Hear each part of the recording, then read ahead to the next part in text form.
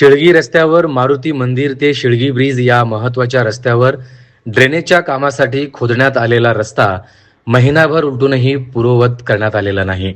त्यामुळे या मार्गावर मोठमोठे खड्डे पडले असून नागरिकांना जीव मुठीत धरून प्रवास करावा लागतोय. एकेकाळी चांगल्या स्थितीत असलेला हा पक्का रस्ता ड्रेनेजच्या कामानंतर अक्षरशः उद्ध्वस्त झालाय.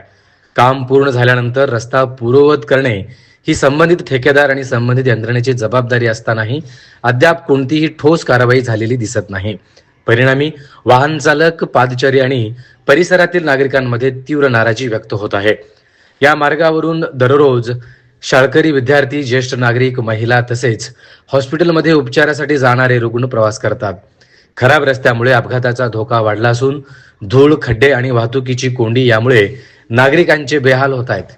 विशेष म्हणजे हा रस्ता नगरसेवक किरण देशमुख, नगरसेविका कल्पना कारभारी आणि नगरसेवक अविनाश पाटील यांच्या प्रभागात येत असून महिनाभर उलटूनही रस्ता दुरुस्तीचे काम सुरू न झाल्याने नागरिक प्रश्न उपस्थित करत आहेत. ड्रेनेजचे काम झाले पण रस्ता कधी होणार? नागरिकांना अजून किती दिवस त्रास सहन करावा लागणार आहे? संबंधित ठेकेदार आणि महापालिका प्रशासन याची जबाबदारी निश्चित करून तातडीने रस्ता पूर्ववत करावा अशी जोरदार मागणी शिळगी परिसरातील नागरिक करत आहेत.